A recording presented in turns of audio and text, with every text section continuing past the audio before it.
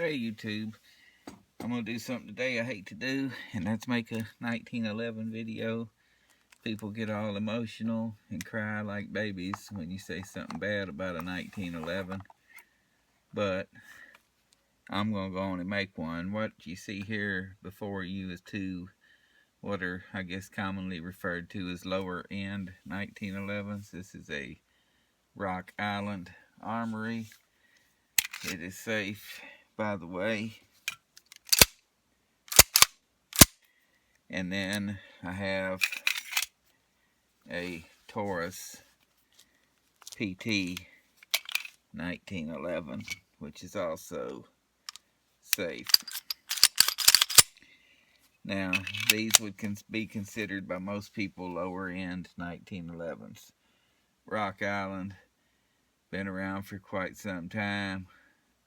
They are definitely the lower end 1911s. Taurus, not sure when they got into the 1911 game. Never been a big, huge Taurus fan. But what I will say about this Taurus is it has a forged frame instead of a cast frame like a lot of the more expensive all-steel 1911s have.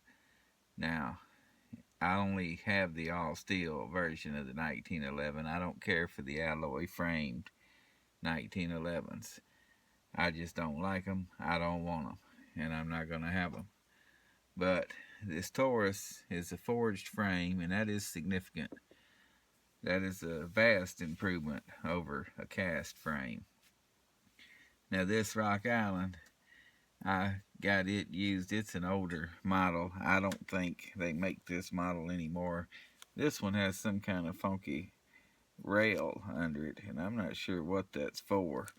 If anybody knows, feel free to leave a comment. I think it is made to hook on some sort of holster, but there's no light or accessory of any kind that'll hook to it, that's for sure. But it was on there when I got it. If this gun could talk, it would probably do most of its talking from a witness stand. So there ain't no telling where this gun's been or what this gun has done. The Taurus, on the other hand, has probably lived a more sheltered life than the old Rock Island. But this Taurus has features that a lot of higher end, more expensive 1911s does not have. It has a nice set of sights. It has the forged frame, which I mentioned, has the extended mag release. It has the skeleton hammer. It's the main spring housing is steel and checkered. The front strap has got really nice checkering on it. So Taurus, they didn't mess around when it come to building this 1911. I've heard some complaints about these mags. They do have a plastic base plate, but I haven't had any problem with it, what little I've shot it. But 1911 mags are easy to come by, and it'll accept any standard 1911 mag. There's several different ways to take these things apart. They're not the easiest guns to take apart, and if you've never done it before, you might run into some difficulty. The way I do it on the ones with the barrel bushing is take the mag out. I will go on and cock the hammer back and put the safety on. Then you need to push down. Now this one does have a full length guide rod, so this spring cap is going to be open where the guide rod can protrude out of it when you fire it. Some of them will be closed off, like this one. I don't know if you can see that or not. The Rock Island does not have a full-length guide rod. But this one, I'm not sure if I can do this on camera. But you're going to want to push down. You can use a tool. It comes with a wrench. It's not necessary, especially when after they're broke in, and this one is well broke in. But you're going to want to push this down. Keep your thumb on it.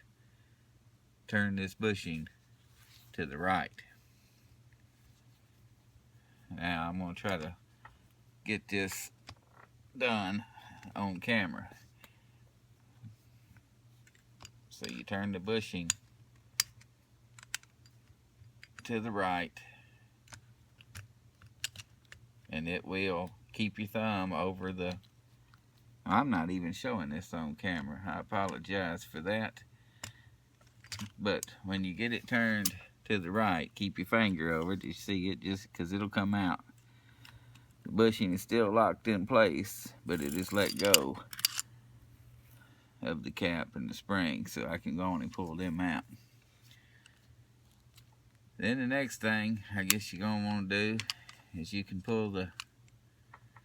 turn the bushing back to the left, and it won't go but so far to the left, then it'll come out.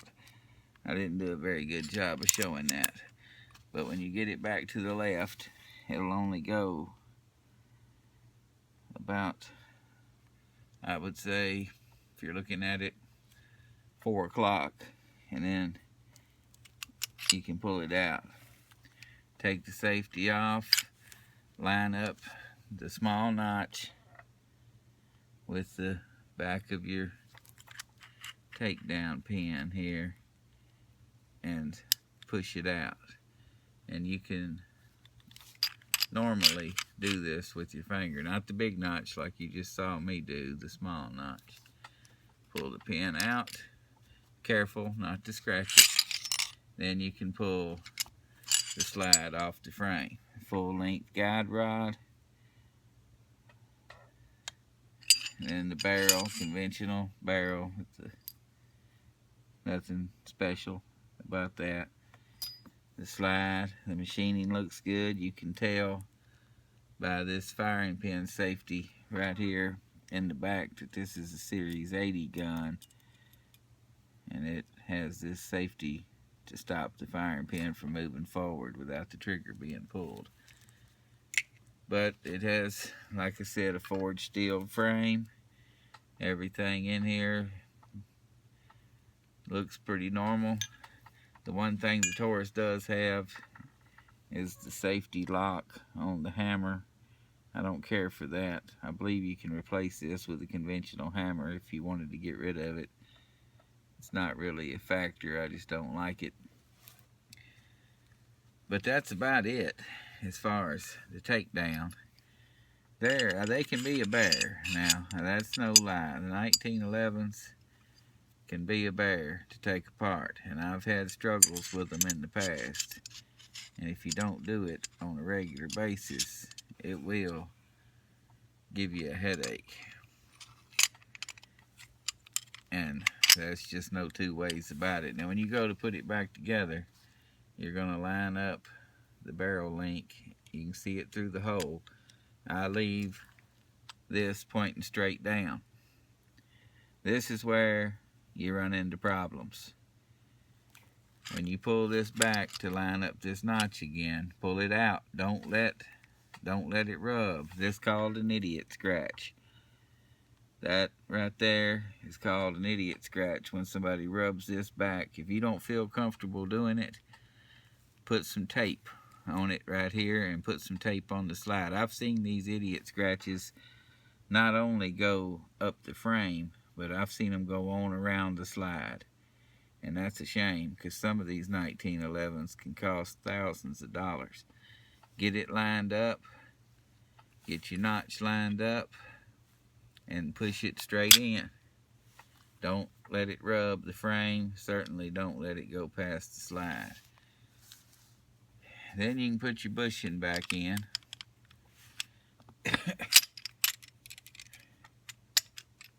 You let your slide go forward. I put the safety back on. Like I said, this one's different, a little different because of the solid steel guide rod. Put your bushing back in to the left. Swing it around to the right. Now the bushing's locked in, but the tabs are out of the way, so you can reinstall your spring and your cap. This spring's under tension. You want to make sure you don't let it fly, because it will. And if you need some help pushing it down with something, see, if you push it, it'll catch right on the edge. Then you can just push it down most of the time with your thumb and turn your bushing back. And there it is. Take your safety off, check your function, good to go. No idiot scratch.